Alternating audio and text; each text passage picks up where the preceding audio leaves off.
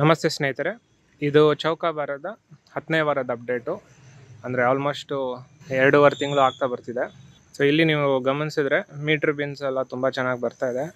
So ಇಲ್ಲಿ ನೋಡ್ಬೋದು ಎಲ್ಲ ದಪ್ಪಾಗೆ ಚೆನ್ನಾಗಿದೆ. ಇದು ಸ್ವಲ್ಪ ಮುಂಚೆನೇ ಹಾರ್ವೆಸ್ಟ್ ಮಾಡಬೇಕಿತ್ತು, ಬಟ್ ಇವಾಗ ನಾನು ಇದನ್ನು ಬೀಜಕ್ಕೆ ಬಿಟ್ಟಿದ್ದೀನಿ.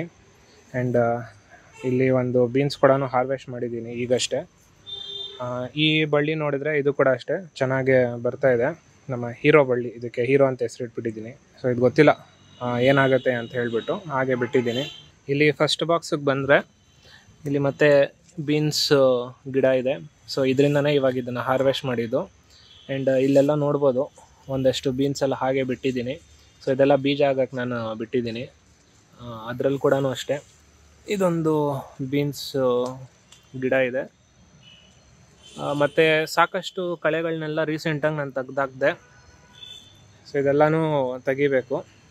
ಆಮೇಲೆ ಇಲ್ಲಿ ಟೊಮೆಟೊ ಗಿಡ ಇದೆ. ಸೊ ಇಲ್ಲಿ ಇವಾಗ ನೋಡ್ಬೋದು ಟೊಮೆಟೊ ಎಲ್ಲ ಬರ್ತಾಯಿದೆ ಇವಾಗ. ಸೊ ಇಲ್ಲಿ ಒಳಗಡೆ ಒಂದಷ್ಟು ಫ್ಲವರ್ ಬಂದಿತ್ತು, ಟೊಮೆಟೊನಲ್ಲಿ ಹೂ ಬಿಟ್ಟಿತ್ತು. ಬಟ್ ಅಷ್ಟು ಟೊಮೆಟೊ ಹಣ್ಣು ಯಾವುದು ಬಂದಿರಲಿಲ್ಲ. ಮೋಸ್ಟ್ಲಿ ಅದಕ್ಕೆ ಬಿಸಿಲು ಬೀಳ್ತಾ ಇಲ್ಲ ಈ ರೀಜನಲ್ಲಿ, ಯಾಕಂದರೆ ಇಲ್ಲೆಲ್ಲ ಫುಲ್ಲು ಹಬ್ಕೊಂಡ್ಬಿಟ್ಟಿದೆ ಇದು. ಅದಕ್ಕೋಸ್ಕರ ಈ ಕಡೆ ನೀವು ನೋಡಿದ್ರೆ ಎಲ್ಲಿ ಬಿಸಿಲಿದೆ ಅಲ್ಲಿ ನಮಗೆ ಈ ಟೊಮೆಟೊ ಹಣ್ಣು ಸಿಗ್ತಾಯಿದೆ. ಮತ್ತು ಮೀಟ್ರ್ ಬೀನ್ಸ್ ಎಲ್ಲ ನೋಡ್ಬೋದು ಚೆನ್ನಾಗೇ ಉದ್ದುದ್ದ ಬಂದಿದೆ. ಸೊ ಈ ಮೀಟ್ರ್ ಬೀನ್ಸ್ ಎಲ್ಲ ನಾನು ಬೀಜ ಆಗಕ್ಕೆ ಬಿಟ್ಟಿದ್ದೀನಿ. ಇದಕ್ಕೆ ಮೇನ್ ಕಾರಣ ಏನಂತ ಹೇಳಿದ್ರೆ, ನಮ್ಮ ತಾಯಿಯವ್ರು ಹೇಳಿದರು ಬೀಜ ಆಗಕ್ಕೆ ಬಿಟ್ಟರೆ ಗಿಡ ನೆಕ್ಸ್ಟು ಒಣಗೋಗುತ್ತೆ ಅಂತಂದರು. ಸೊ ಅದು ನಿಜಾನ ಸುಳ್ಳ ಅಂತ ನೋಡೋಕ್ಕೆ, ಒಂದು ವೇಳೆ ನಿಜ ಆದರೆ ಒಳ್ಳೆಯದೇ ಆಗುತ್ತೆ. ಯಾಕಂತ ಹೇಳಿದರೆ ಇವಾಗ ಇಲ್ಲಿ ನಮ್ಮ ಬೆಡ್ಡಲ್ಲಿ ಸಾಕಷ್ಟು ಕ್ಲೈಂಬರ್ಸ್, ಅಂದರೆ ಈ ಥರ ಬಳ್ಳಿ ಥರದ್ದು ಗಿಡಗಳಿರೋದ್ರಿಂದ ಕೆಳಗಡೆ ಇರೋ ಗಿಡಗಳಿಗೆ ಸನ್ಲೈಟ್ ಬೀಳ್ತಿಲ್ಲ, ಅಂದರೆ ಸೂರ್ಯನ ಕಿರಣ ಬೀಳ್ತಲ್ಲ. ಸೊ ಹಾಗಾಗಿ ಕೆಳಗಡೆ ಹಾಕಿರೋ ಗಿಡಗಳಿಗೆ ಅಂದರೆ ಅದರಿಂದ ನಮಗೆ ಏನೂ ಬರ್ತಾಯಿಲ್ಲ. ಅಂದರೆ ಇವಾಗ ಈ ಟೊಮೆಟೊ ಗಿಡ ಇರ್ಬೋದು, ಅದರಲ್ಲಿಂದ ನಮಗೆ ಹಣ್ಣು ಸಿಗ್ತಾಯಿಲ್ಲ. ಬೇರೆ ಸೊಪ್ಪು, ಈ ಥರದ್ದು ತರಕಾರಿಗಳು ಇದೆಲ್ಲ ಹಾಕ್ಲಿಕ್ಕಾಗಲ್ಲ ನಮಗೆ. ಸೊ ಅದಕ್ಕೋಸ್ಕರ ನಾನೇನು ಡಿಸೈಡ್ ಮಾಡಿದ್ದೀನಿ ಅಂದರೆ, ಇದು ಫುಲ್ ಒಣಗಕ್ಕೆ ಬಿಟ್ಬಿಟ್ಟು ಬೀಜ ಮಾಡ್ಕೊಂಡಿದ್ರಲ್ಲಿ ನೆಕ್ಸ್ಟು ಫ್ರೆಶ್ಶಾಗೆ ಮತ್ತೊಂದು ಸತಿ ವೆಜಿಟೇಬಲ್ ಬೆಡ್ನ ಸ್ಟಾರ್ಟ್ ಮಾಡೋಣ ಅಂತ ಡಿಸೈಡ್ ಮಾಡಿದ್ದೀನಿ. ಸೊ ಇದು ಗೊತ್ತಿಲ್ಲ ವರ್ಷದ ಬೆಳೆನ ಇದು, ಅಂದರೆ ಈ ಮೀಟ್ರ್ ಬೀನ್ಸು ವರ್ಷ ಇಡೀ ನಮಗೆ ಬರುತ್ತಾ, ಇಲ್ಲ 6 ತಿಂಗಳಿಗೆ ಫುಲ್ ಬರುತ್ತಾ, ಆಮೇಲೆ ಹಾಗೆ ಬಿಟ್ಟರೆ ಬೀಜ ಆದಮೇಲೂ ಬರ್ತಾ ಇರುತ್ತಾ. ಸೊ ಅದ್ರ ಬಗ್ಗೆ ನನಗೆ ಗೊತ್ತಿಲ್ಲ, ಕಾದು ನೋಡಬೇಕು. ಯಾಕಂದರೆ ನನಗೆ ಹಾಗೆ ಕೀಳೋಕ್ಕೆ ಮನಸ್ಸು ಬರಲ್ಲ. ಬಟ್ ಆ ಥರ ಏನಾದರೂ ಇದು ಒಣಗೋಗಿಲ್ಲ ಅಂತ ಹೇಳಿದ್ರೆ ಏನು ಮಾಡಬೇಕಂತ ಯೋಚನೆ ಮಾಡ್ತಾಯಿದ್ದೀನಿ ನಾನು. ಸೊ ಅದೊಂದು ಹೇಳಬೇಕಿತ್ತು. ನೆಕ್ಸ್ಟ್ ಅದು ಬಿಟ್ಟರೆ ಲಾಸ್ಟ್ ಟೈಮು ನೀವು ನೋಡಿದರೆ ವಿಡಿಯೋನಲ್ಲಿ ಈ ಒಂದು ಮೀಟ್ರ್ ಬೀನ್ಸ್ ಇದ್ರದ್ದು ಇಲ್ಲಿ ಎಲೆನ ನಾನು ಕಟ್ ಮಾಡಿದ್ದೆ, ನೋಡೋಣ ಏನಾಗುತ್ತಂತ. ಸೊ ಅದು ಕಟ್ ಮಾಡಿದ ಮೇಲೂ ಕೂಡ ಚೆನ್ನಾಗೇ ಬಂದಿದೆ ಇದು. ಸೊ ಅಷ್ಟೊಂದೇನು ಡಿಫ್ರೆನ್ಸ್ ಆಗಲ್ಲ ಅಂತ ಅನ್ಕೋತೀನಿ. ಮೋಸ್ಟ್ಲಿ ಇದಕ್ಕೆ ಆಲ್ರೆಡಿ ಅಷ್ಟೊಂದು ಎಲೆ ಇರೋದ್ರಿಂದ ಅದಕ್ಕೆ ಕೂಡ ಒಂದಷ್ಟು ನ್ಯೂಟ್ರಿಯೆಂಟ್ಸ್ ಸಿಕ್ಕಿದೆ ಅಂತ ನಾನು ಅಂದ್ಕೊಂಡಿದ್ದೀನಿ. ಬಟ್ ಕೆಲವೊಂದು ಕಡೆ ಈ ಮೀಟ್ರ್ ಬೀನ್ಸ್ ಬಂದು ಸಣ್ಣದಾಗಿದೆ, ಕೆಲವೊಂದು ಕಡೆ ದಪ್ಪ ಇದೆ. ಸೊ ಇದೆಲ್ಲ ದಪ್ಪ ಇದೆ. ಮತ್ತು ಇಲ್ಲಿ ಕೂಡ ನೋಡ್ಬೋದು ಇದೆಲ್ಲ ಕೂಡ ದಪ್ಪ ಇದೆ. ಸೊ ಓವರಾಲ್ ಆಗಿ ಮೀಟ್ರ್ ಬೀನ್ಸ್ ಎಲ್ಲ ಚೆನ್ನಾಗಿ ಬರ್ತಾಯಿದೆ. ಸೊ ಇದು ಬೀಜ ಆಗಬೇಕಷ್ಟೆ, ಅದಕ್ಕೆ ವೆಯ್ಟ್ ಮಾಡ್ತಾಯಿದ್ದೀನಿ. 3-4 ಸತಿ ಹಾರ್ವೆಸ್ಟ್ ಮಾಡಿ ಯೂಸ್ ಮಾಡಿದ್ದೀವಿ ನಾವು, ಚೆನ್ನಾಗಿ ಬಂದಿದೆ ಮೀಟ್ರ್ ಬೀನ್ಸ್ ಎಲ್ಲ.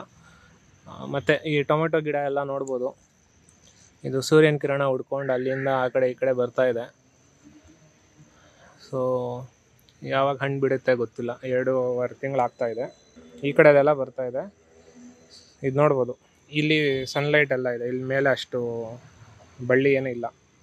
ಸೊ ಇದರಿಂದ ನನಗೆ ಗೊತ್ತಾಗಿದ್ದು ಇದಕ್ಕೆ ಸೂರ್ಯನ ಕಿರಣ ಇದ್ದರೆ ಚೆನ್ನಾಗಿ ಬರುತ್ತಂತೆ. ಯಾಕಂದರೆ ನಮ್ಮ ಮಾಡಿ ಮೇಲೆ ಹಾಕಿದ್ದೀವಲ್ಲ, ಅಲ್ಲಿ ಕೂಡ ಚೆನ್ನಾಗಿ ಬಂದಿದೆ. ಈ ಕಡೆ ಸೈಡ್ ಬಂದರೆ ಇದು ನೋಡ್ಬೋದು, ಇದು ಕೆಳಗಿಂದ ಮೇಲೋಗಿ ಮೇಲಿಂದ ಮತ್ತೆ ಸುತ್ತ ಹಾಕ್ಕೊಂಡು ಈ ಚೇಪೆಕಾಯಿ ಗಿಡದ ಮೇಲೆ ಹಬ್ಕೊಂಡು ಹೋಗ್ತಾ ಇದೆ. ಸೊ ಎಲ್ಲಿಗೆ ಹೋಗುತ್ತಿದ್ದು, ಏನು ಮಾಡುತ್ತೆ ಗೊತ್ತಿಲ್ಲ, ಬರೀ ಹಬ್ಕೊಂಡು ಹೋಗ್ತಾನೇ ಇದೆ. ಅಲ್ಲಿ ಹೂವು ಥರ ಬರ್ತಾಯಿದೆ, ಇಲ್ಲಿ ನೋಡ್ಬೋದು ನೀವು. ಬಟ್ ಇವಾಗವರೆಗೂ ಇದರಲ್ಲಿ ಫ್ಲವರಿಂಗ್ ಥರದ್ದು ಎಲ್ಲೂ ಅಷ್ಟು ಕಾಣಿಸಿಲ್ಲ ನನಗೆ. ಸೊ ಇದು ಎಷ್ಟು ತಿಂಗಳು ಹಿಡಿಯುತ್ತೆ ಕಾಯಿ ಬಿಡೋಕ್ಕೆ ಅಥವಾ ಫ್ಲವರಿಂಗ್ ಆಗಿ ನಮಗೇನಾದರೂ ಒಂದು ರಿಸಲ್ಟ್ ಸಿಗೋಕ್ಕಂತ ಗೊತ್ತಿಲ್ಲ. ಸುಮ್ಮನೆ ಹಬ್ಕೊಂಡು ಹೋಗ್ತಾ ಇದೆ, ಹಾಗೆ ಬಿಟ್ಟಿದ್ದೀನಿ. ಸೀಗೆಣಸು ಇದೆಲ್ಲ ಚೆನ್ನಾಗಿ ಬರ್ತಿದೆ. ಸೊ ಇದೆಲ್ಲ ಯಾವಾಗ ಹಾರ್ವೆಸ್ಟ್ ಮಾಡ್ಬೋದು ಅಂತ ಗೊತ್ತಿಲ್ಲ. ಇದು ಮೋಸ್ಟ್ಲಿ 1 ವರ್ಷನಾದರೂ ಆಗ್ಬೇಕು ಅನ್ಸುತ್ತೆ ನಾವು ಹಾರ್ವೆಸ್ಟ್ ಮಾಡೋ ಮುಂಚೆ. ಸೊ ನೋಡಬೇಕು. ಮತ್ತು ಅರಿಶಿನ ಕೂಡ ಅಷ್ಟೇ. ಸೊ ಇಲ್ಲಿ ಚೆನ್ನಾಗೇ ಬರ್ತಾಯಿದೆ. ಇದು ಎಲೆಗಳೆಲ್ಲ ತಿನ್ಕೊಂಬಿಟ್ಟಿದೆ ಒಂದಷ್ಟು ಹುಳ. ಇದರಲ್ಲಿ ಒಂದು ಹುಳ ಇತ್ತು, ಇದರಲ್ಲಿದೆ ನೋಡಿ ಹುಳ. ಸೊ ಮೋಸ್ಟ್ಲಿ ಇನ್ಕ್ಯುಬೇಷನ್ ಪೀರಿಯಡಲ್ಲಿ ಇದೆ ಅನ್ಕೋತೀನಿ. ಇದೇನು ಚಿಟ್ಟೆ ಆಗುತ್ತಾ ಏನಾಗೋದು ಗೊತ್ತಿಲ್ಲ. ಇದು ಬೆಂಡೆಕಾಯಿ ಗಿಡ, ಇದಕ್ಕೂ ಅಷ್ಟೇ ಗೊತ್ತಿಲ್ಲ ಸೂರ್ಯನ ಕಿರಣ ಜಾಸ್ತಿ ಬೇಕೋ ಏನಂತ. ಸೊ ಇದು ಇಲ್ಲಿವರೆಗೂ ಇಷ್ಟೇ ಬಂದಿರೋದು. ಸೊ ಇಲ್ಲಿ ನೋಡ್ಬೋದು, ಇಲ್ಲೊಂದು ಟೊಮೆಟೊ ಹಣ್ಣು ಬಂದಿದೆ, ಬಟ್ ಹಾಗೆ ಕೊಳ್ತೋಗ್ಬಿಟ್ಟಿದೆ ಇದು. ಸೊ ಇದು ಹಾಗೆ ಬಿಟ್ಟಿರೋದ್ರಿಂದ ಆಗಿದೆಯಾ ಇಲ್ಲ ಅದು ಗ್ರೀನ್ ಕಲರ್ ಇತ್ತು, ಆಮೇಲೆ ಸಡನ್ನಾಗಿ ಈ ಕಲರ್ ಚೇಂಜ್ ಆಗಿಬಿಟ್ಟು ಹಂಗೆ ಹಾಳಾಗ್ಬಿಡ್ತು, ಹಾಗೆ ಬಿಟ್ಟಿದ್ದೀನಿ. ಇನ್ನೊಂದೇನೆಂದರೆ ಈ ಥರದ ಕಪ್ಪಿರುವೆಗಳು ಜಾಸ್ತಿ ಕಾಣಿಸುತ್ತೆ ಈ ಥರ ಬಳ್ಳಿ ಗಿಡಗಳಲ್ಲಿ. ಸೊ ಈ ಕಪ್ಪಿರುವೆ ಬಂದು ಏನಂತ ಗೊತ್ತಿಲ್ಲ ನನಗೆ, ಏನು ಮಾಡುತ್ತೆ ಅಂದರೆ ಗಿಡಗಳಿಗೆ ಹಾಳು ಮಾಡುತ್ತಾ ಅಥವಾ ಏನು ಅಂತ.